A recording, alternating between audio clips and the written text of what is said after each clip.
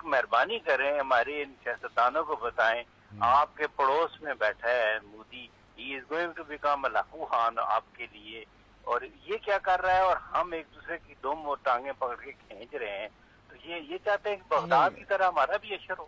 نہیں, اس حوالے سے جی میں آپ سے ٹوٹلی ایگری کرتا ہوں کہ ہمارے ہاں آپ کا پہلا پوائنٹ بھی ایک حوالے سے ویلڈ ہے, لیکن دوسری بات میں سمجھتا ہوں کہ بہت ہی بنیادی ہے. میں کل بھی اپنے پروگرام میں عرض کر رہا تھا کہ یہ بات تو یہاں فیشن ہو چکی ہے, کہا جاتا ہے کہ ملک اس وقت شدید خطرے میں ہے, لیکن میں نے کبھی اس بات پہ اعتبار نہیں کیا. لیکن بخدا ابھی اس وقت میں یہ محسوس کر رہا ہوں کہ واقعتاً ہم بڑے کڑے وقت سے گزر رہے ہیں, اور ایسے مواقع کے اوپر وہ اس بات کی شدید ضرورت ہے کہ ملک میں کچھ نہ کچھ باتوں پہ بنیادی کنسنسس جو ہے وہ کریٹ کر لیا جائے. میں یقینی طور پر اس پہ کوئی دو رائے نہیں. اچھا, وہ اعتزاز احسن اور آپ کی کریٹیوٹی تو وہ یعنی کہ ملتی جلتی انہوں نے پیغام دیا. اب اصل میں بات یہ ہے بی بی کہ یہ اتنا موٹا جوائنٹ ہمیں 50 پوائنٹس ہیں اس میں, ٹھیک ہے نا.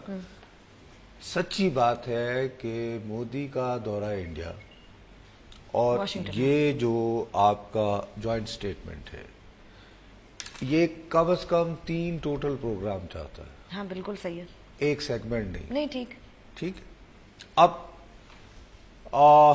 ہو سکتا ہے ہمارے دوست حضرات جو ہیں ان کو اس میں سے زیادہ بات پہ بابیلا مچایا جائے, ذکر پہ وہ یہ کہ انہوں نے پٹھان کوٹ کو پر حملے کو پیرس کے حملے کے برابر قرار دیا. پیرس, برسلز, کابل, پٹھان کوٹ میں جیش محمد کو جوائنٹ سٹیٹمنٹ میں. ویسے وہ اکثر ہونی پچھلے والے میں بھی شاید تھا میرے خیال میں نصرت صاحب, لیکن اس طرح ڈی کمپنی, داؤد ابراہیم, یہ ساری باتیں اپنی جگہ. اور پاکستان ممبئی اور پٹھان کوٹ کے پرپیٹریٹرز اور یہ کہ یہ کہنا کہ جی بامبے حملہ اور پاکستان سے زیادہ, یقیناً اس پہ کافی سیاپا ہوگا. بتایا جائے گا کہ شاید یہ بات جوائنٹ سٹیٹمنٹ میں اس لیے آئی ہے کہ پاکستان کا فل ٹائم یہ فارن منسٹر. اچھا وہ ہوتا تو شاید وہ ہوتا تو خیر. لیکن ذاتی طور پر میں سمجھتا ہوں اس سے کہیں زیادہ دور رس, باقی ٹھیک ہے وہ ایک ایریا ہے. بی بی جو ہم نے بول پاکستان میں سب سے پہلے ریویل کیا تھا کہ Modi is going to U S A, اور وہ وہاں سے ایٹامک ری ایکٹر لا رہا. بالکل ٹھیک ہے. اب یہ جوائنٹ سٹیٹمنٹ میں بی وہ سائن ہوئے ہیں 6 جو 1000 میگا واٹ, تو یعنی کہ 6000 میگا واٹس. ٹھیک. اور ویسٹنگ ہاؤس جو بڑا ادارہ ہے وہ اس کو یعنی پرووائڈ کرے گا ایٹمی بجلی گھروں کو, اور اس کے لیے انویسٹمنٹ کے لیے U S export import bank کی رول ادا کرے گا.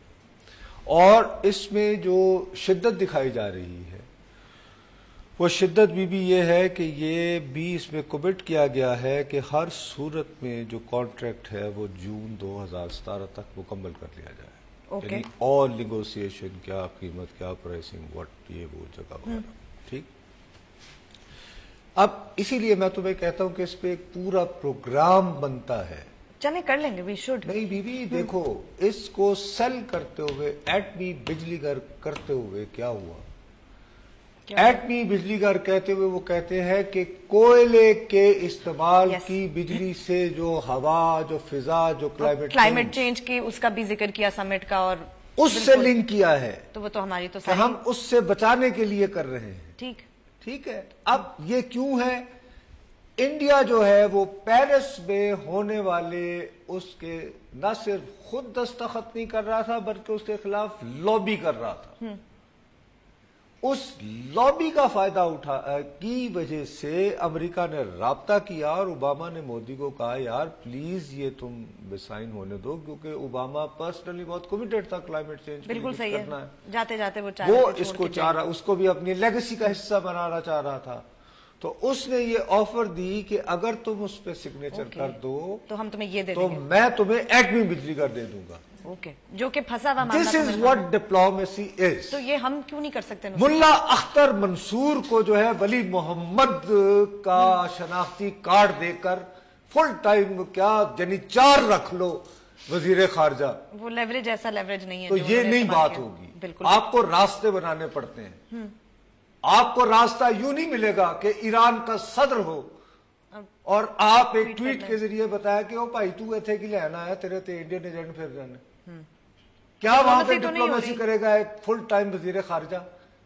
मतलब डिप्लोमेसी का और मसला यहाँ नहीं, पे हमारी कोई पॉलिसी का साहब मसला इस है। टाइम गुफ्तगू करने को एक तो हमारा वजीर खारजा कोई नहीं तो है। वजीर खारजा होता तो क्या कर लेता? वो क्या पॉलिसी बातें तो नहीं करते हैं बनाएगा ना हम बैठ के, लोग। या तो ये चेंज करेगा। आप और उसके मुकाबले में हमारे यहाँ जितने भी लग रहे हैं वो सब कोयले के लग रहे हैं। कोयले के लग रहे हैं। बिल्कुल, वो तो दुनिया और कोयले कोयले का सबसे बड़ा कहाँ लग रहा है? साहिवाल और रोपाड़ा यस बिल्कुल, जो आपकी एग्रीकल्चर बेल्ट है यार। हाँ तो मतलब आप वो भी सत्यानाश करेंगे। 1 करोड़ 20 लाख के करीब ज़रई जमीन अंग्रेजों ने यहाँ पे पैदा की थी नहरी निजाम के जरिए। सही है, वो आप उसमें एग्रीकल्चरल हब जो था वो ओकाड़ा मॉन्टगोमरी, वहां गाय और भैंस वहां की हम उसको कोयले की नजर कर रहे हैं। मतलब वो जमीन जो कि खास तौर पे ज़राई पैदावार के लिए तैयार की गई, बिकॉज वहां तो पानी नहीं था, इरिगेशन तो क्या उस पे फुल टाइम तवज्जो की बट हम जरूरत क्लाइमेट चेंज के सबसे ज्यादा अफेक्टेड कंट्री, हम तो बात ही नहीं करते उसके ऊपर। वो इसलिए सब्जेक्ट ही कि इतना बोरिंग है, उस किसी पे को क्या रेटिंग पता। नहीं होती और उसमें शीदा नहीं होता। नहीं मतलब तो शीदे को सुनो, जो बाकी जो हो रहा है होने दो। नहीं, और फिर इस पे आपकी बात ठीक है, वो पठानकोट लेके हम शायद उसी पे शोर मचा लेंगे। यहाँ पे शोर यही मचेगा कि जी देखें पाकिस्तान का क्योंकि हमारा वो फुल टाइम वजीर खारजा नहीं है, लिहाजा वो पठानकोट कर दिया और ये कर दिया और वो कर दिया। मेरी असल जो बात ये है कि ये जो कमिटमेंट है एटमी बिजली घर, ये बहुत बड़ी कमिटमेंट है और ऑब्वियसली और उसके लिए इतना स्पेसिफिक होना और उसके पीछे जो वो क्लीन एनर्जी का डिप्लोमेसी है, सेगमेंट पूरा है इसके स्टेटमेंट में। और हाँ बिल्कुल, मतलब most of the focus is on that. और इसके साथ इजाजत लो। I wish